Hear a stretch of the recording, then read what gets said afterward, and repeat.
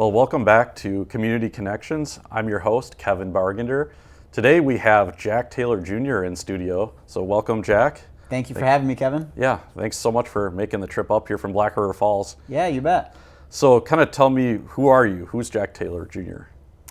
Well, if I was stuck in an elevator with you and we had 30 seconds, I would say I'm a kid who grew up in Black River Falls on a small hobby farm. So I'm a country boy.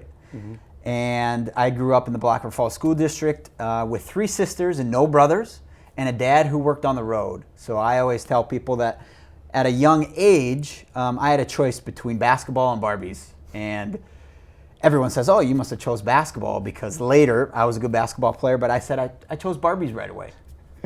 But after my sisters realized that my goal was violence while I played with Barbies, they kicked me out of their Barbie club, and that's when I fell in love. I fell in love with the game of basketball. And I played all the time growing up, out on the farm, in the driveway, ended up becoming a good player for Black River Falls High School. Later played for Grinnell College, where I set some NCAA records in college basketball. And now I live back in my hometown. I moved back from Iowa to Black River Falls, do a lot of local work here in Trempealeau County as well through my video business, which is what I do now. And I guess I would say I'm a man of faith, and I'm a husband, and I'm a father. Awesome. Yeah, that's a really good summary of your life, I guess, in a short amount of time. I guess kind of tell me how you got, I guess the most famous thing you have done in your life so far would be setting all the records in college. How'd you get from there to where you are today? So I went to Grinnell College down in Grinnell, Iowa in 2012 because they run an up-tempo basketball offense, and me as a shooter, I thought that I would fit perfectly into their system, and I was right. They shoot a lot of threes. Their pace of play is just crazy, kind of like today's basketball. Golden State Warriors. It's just really up-tempo, a lot of three-pointers, and I ended up thriving in that system. Well, in the third game of the season, as a new Grinnell College basketball player, we played a team called Faith Baptist Bible College in Ankeny, Iowa, and this was a team that we knew we were going to win. But going into the game, I had shot really poorly, and we were heading into conference play, and so my basketball coach wanted me to get me going, to find my shot, find my rhythm. So he said, Jack, you're going to take a lot of shots in this game going into the game. So we had a game plan going in. I started shooting, and it just started rolling into something that was bigger than myself, bigger than even our basketball program, because going into halftime after shooting so much, I thought that maybe I had 30 points going into halftime, which would be a great half. Coach comes in with a box score and says, Jack, you have 58 points at halftime. And our team just started going nuts. And at that point, it was the team goal to get me a shot every time down the floor. And I got really hot in the second half. Ended up scoring 138 points, which is the most points in an NCAA basketball game. Still today, I still hold that record. So hopefully, Kevin, that I go down in the grave with that record. But so far, it hasn't been broken, and I had a lot of fun because, as you can imagine, being a small-town kid from Jackson County, from Black River Falls, there was a lot of media spotlight that was a little bit overwhelming. So I was on, the Today Show, the Jimmy Kimmel Show, Sports Center, and had a lot of fun representing my hometown in those interviews, representing my college. And one of the biggest things was making my hometown proud. I was just really glad to make my hometown proud. And so I had graduated from Grinnell with a biochemistry degree, thinking that the medical field maybe was in my future. But surprisingly, ended up today, I am making video content for a living. So I started my own business called Taylor Media, a video production company based in Black River Falls. About 5 years ago, I started that, and I've had a lot of fun working on a lot of local projects, state projects, and which has led me here today, having a conversation with you, because we're both in the media field, and that's how I've gotten to where I am today. Yeah, it's definitely rare that we interview somebody that's also in the same field as us, so that's definitely a nice coincidence that this all came together. You worked on, you were in Monsters, Inc. You had a part in that kind of tell me what that was like and how did you get into it? Yeah, that was my claim to fame growing up. Before I was ever a good basketball player, my mom, her sister works for Pixar and was a bigwig producer at Pixar. And so she was the producer of Monsters, Inc. So we flew out to Pixar, got to tour their studio, and just by chance, that week when we were there, they needed some additional voices, screaming and gasping and just some extra audible resources for putting together their movie. And I raised my hand right away. I said, hey, I want to be in a movie. I was, maybe 8, 9, 10 years old.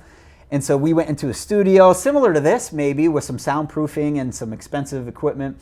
And we did all those voices. And our names are in the Monsters, Inc. credit. And after we did that, I kind of asked my aunt and the people who were, the audio engineers, I said, do I get paid for this? And so we ended up getting a check for $100, me and my sisters. We each got $100, and we got into the movie and into the credits, and so that was my first claim to fame, which is now looking back on it today, it's just kind of a fun tidbit, kind of a fun fact that I get to tell people and hang my hat on.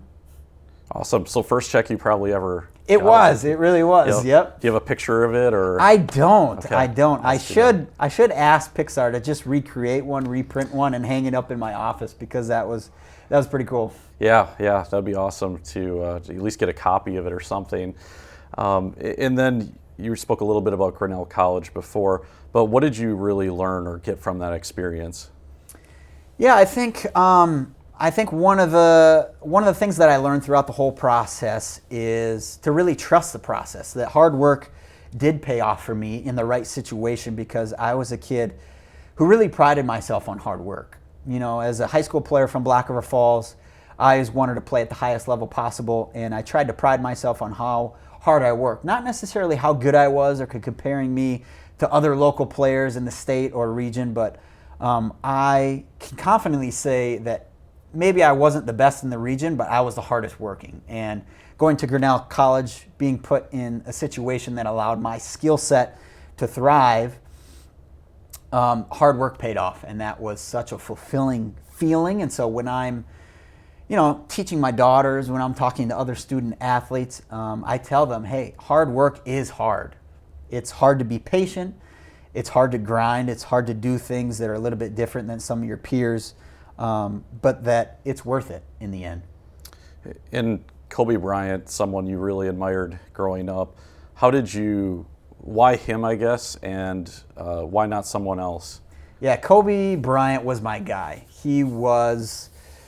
I had posters on my wall. A lot of other kids my age had girls on their wall, and I had Kobe Bryant all over my wall. What attracted me to him was just his love for the game, and again, his hard work, his drive. That was something that I just resonated with internally, and so I attached to him as my favorite player. And then it all came full circle when, after my big performance at Grinnell College, he was interviewed. The Lakers had played the Oklahoma City Thunder that night, and it was, by then my record had been all over, the national news and Sports Center, so much so that a reporter asked him in the Oklahoma City locker room after his game. College kid scored 138 points tonight, took over 100 shots. Wow, no kidding. 71. From where? 20 seconds. Grinnell College in Iowa. Really? Yeah. Wow, that's impressive. That's crazy. I mean, I don't care what level you're at. Scoring 138 points is pretty insane. How many threes did you shoot? He 27 of 71. Oh. How many points did they score as a team? 179. What? No other starter had double figures. That's He incredible. shot up. Dude on the other team had 71. Like, you'd think you'd be pretty happy Really? with 71, yeah. He actually Wow. shot under 50%. I think it was 52 for 108. That's amazing. He must have been wearing the Mambas, man. That's only Mambas have no conscience to shoot the ball. He was impressed with my performance at a time when, I drew some criticism too because I shot a lot of shots. And, I was criticized for, hey, that's not real basketball. How selfish of him, them not knowing that it was a team effort. But Kobe at the time, he congratulated me. He was impressed. And that was just a full circle moment that, man, my idol, Kobe Bryant, again, a kid coming from small town Black River Falls, the fact that one of the best players to ever play the game of basketball. You know, a guy who's known worldwide. He was able to know who I was, know what I did, and ultimately compliment me for doing it and being impressed. And so that was definitely another really cool moment in my life. Jack, I gotta say, dude, 138 points. I should be calling you and asking you permission to use the name Kobe. That is absolutely insane, my man. Much love to you. And shortly after your basketball career ended, you shortly after that became a father and a family man. Yep. What's it like being that? Yeah, being a father now today is everything.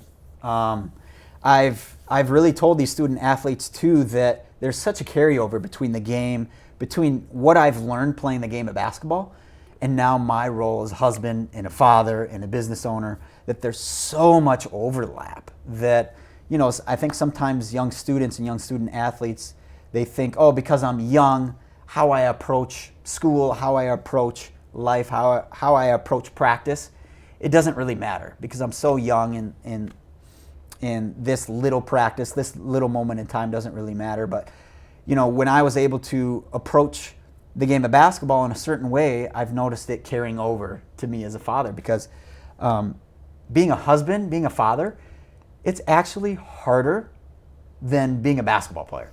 It really is. And I think, having those characteristics built through the game of basketball, like determination, like hard work, like perseverance, not giving up, those things have come into play as a husband and father, and they've helped me in a way that's just very, very impactful to my family. And so I am very thankful to the game of basketball because I think it's been the greatest teacher in my life to teach me how to be a good husband and a good father. And so today that's my role, that's what I'm doing, and I'm having a lot of fun doing it. What values and morals do you think your parents instilled in you at a young age? Well, one of the things that I think my mom and dad are very different. My mom, I think, instilled in me kindness, and I think that's a really great strength. I think it's the ultimate strength because some people you might hear that say kindness is a weakness. You can't just let people push you over and stomp on you and take advantage of you. But what I have found is that kindness is the ultimate strength. And so whether it's me as a husband, me as a father, me as a business owner, me interacting with members of my community, my North Star is to be kind, to treat them with kindness, to treat them the way I'd like to be treated. So I got that from my mom. And so far, it really hasn't caused me, nice guys finish last. I've found that not to be true. I found that when you treat people with decency and respect and kindness, that it actually helps you win. And that's what I've learned from my mom. From my dad, he was I always say that he was like a cactus, kind of hard and bristly on the outside, but kind of mushy on the inside. And so my dad taught me, hard work. I grew up on a farm where I would build fence with him and help him with the crops in the fields. And so he taught me that sense of hard work, and that obviously has translated into, my role as a basketball player, but also today. I still enjoy working hard when I notice some people around me don't, and I've noticed that I'm very thankful for my parents for teaching me the kindness and the hard work that I am able to, really just be thankful for them for teaching me those things. Awesome. And then after college as well, you started working for Discover Wisconsin. Do you want to touch on that a little bit? Yeah, after creating, some local content, some local videos, Discover Wisconsin reached out to me because they were just impressed with what I've done at a small scale. And they said, hey, we've been impressed with what you've done at the small scale in the local Black River Falls area in terms of your video work and your local content. Could you kind of bring your personality to our business, which they are statewide, they're Midwest-wide. From what I understand, they're the longest running television show in the tourism industry in the whole country. And so they have a big company, a big brand. And so I just felt like a kid in a candy store, being very fortunate to be able to work with them and for them. Hey everyone, Jack Taylor here, one of the hosts of Discover Wisconsin. They asked me, hey, can we pay you to drive down to this part of the state? We'll put you up in a hotel room. Could you just come and try some local cheese, try some local beer, float down the Wisconsin River, be filmed for it, and we'll pay you to do it. I mean, for me, it was a dream come true. And so I had a blast bringing value to the people across the state of Wisconsin. Awesome. And one of the local things you did lately too was build the biggest snowman in the state. How did you do that, and would you do it again? Yeah, that was about 3 or 4 years ago now. We built a 40-foot tall snowman. And I just, again, I wanted to bring a source of pride to my community, and similar to what I was trying to do through the game of basketball. And now that basketball is over for me, I think that I still want to bring pride to my hometown, and so that was just another avenue of being able to do that. So it was a record snowfall that year, and so I asked my dad, hey, can we use some of your equipment? Could you foot the bill on some of this diesel fuel to help put together a 40-foot tall snowman? And you don't know if people will come, if they'll appreciate it, if they'll just call you crazy. And the adage of, if you build it, they will come, they came. And people came from all over, not only locally, but we got people from Madison, Minnesota, driving to a rural farm south of Black River Falls, between Black River Falls and Sparta. And they came all the way to the farm just to see it. And it was truly a magical experience. And, you asked me if I would do it again. I would, because somebody else has broke the record. And so someone else built, I think, maybe a 60-foot tall snowman. So really, for me and my dad and our family and our community, it's back to the drawing board to try to figure out how to engineer safely how we can build a 60-foot tall snowman. And I don't know if you have a snow shovel at home, but maybe we'll try to get you down to Black River Falls to have you help us out. Yeah, sounds awesome. And probably not this year, I'm assuming. No, we haven't got any snow this year. No, unfortunately. So it looks like we're kind of out of luck. Maybe next year, though? Who Well, knows? you never know with this whole El Nino and this whole climate event. Maybe it's just storing up, and January, February, maybe it'll be a big month. So I'm waiting on the sidelines. Right. And you started Taylor Media a little bit ago as well. How's that gone, and what do you see your future there? Yeah, so 5 years ago, I was working in marketing for a small business in Black River Falls, and I was doing a good job, but at the time, I started to get the itch to try to make my own content for myself.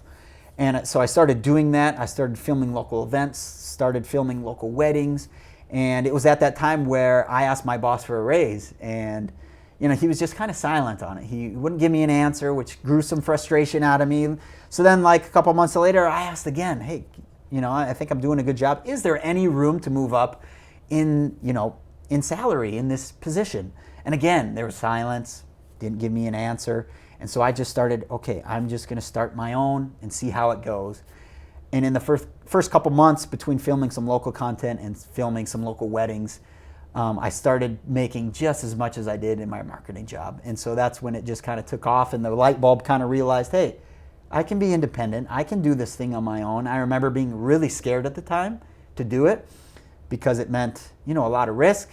It meant I was an entrepreneur and not just someone who could be on a payroll of a business. And that was 5 years ago, and since then, I have not regretted it 1 second of my life. I've learned so much. I didn't grow up in a family, who knew business, and so I've kind of had to learn it on my own. But it's been really rewarding, learning something new, having challenges, being a part of my local community, and it's going really well. And have you enjoyed talking to people and interviewing people, and have you done much of that before you started your own company? Yeah, so after starting Taylor Media, I've started kind of my own subset of video series, different themed video series. So one is Explore Jackson County, where I bought a 1968 military Jeep, where my family and I travel around. We work with our local Chamber of Commerce, but we travel around our local area. We hit some of the scenic attraction outdoors and make videos, and so that's one of the video series. Another video series that we do is an interview podcast where I go down to Sand Creek Brewing Company, which is our local brew house, and I have a set similar to this, maybe not as fancy of lights as you have, but we sit right behind the taps, and I'm able to interview local people who I think are good, are kind, that are good to our community, good for our community, that are making a positive impact in our community. And we just share a beer together, and we talk about life, and we talk about the lessons that they've learned, and that's something that I've I've really enjoyed as well. And you've done various speeches at multiple schools around the state. Tell me a little bit about that and why you enjoy doing that. Yeah, so as a former successful basketball player in the local region and in the state, I have been able to impact our youth, our student athletes, and teach them what I've learned growing up. And so I've been invited to speak at athletic banquets, to speak to entire school districts, to speak at graduation ceremonies, which has been unbelievable because it's my way of giving back what I've learned through the game of basketball and just try to teach this younger generation coming up what to focus on, what not to focus on. So my big thing is, hey, focus on your character. Don't just focus on the points. Don't just focus on your popularity in school. Don't just focus on what some of these other kids are focusing on. But if you can use the game of basketball to build your integrity, to build your character, it'll reap rewards later in life. And so that's really what I've learned and what I've tried to impart that type of wisdom to them. And I've, after those speeches, when I get students coming up to me in tears saying, hey, I just recently got in trouble for this, but your speech really touched me. It really spoke to me. And that's why I do it, and I've gotten such a reward for doing it. And you talked to Blair Taylor High School. When was that exactly, and how did that go?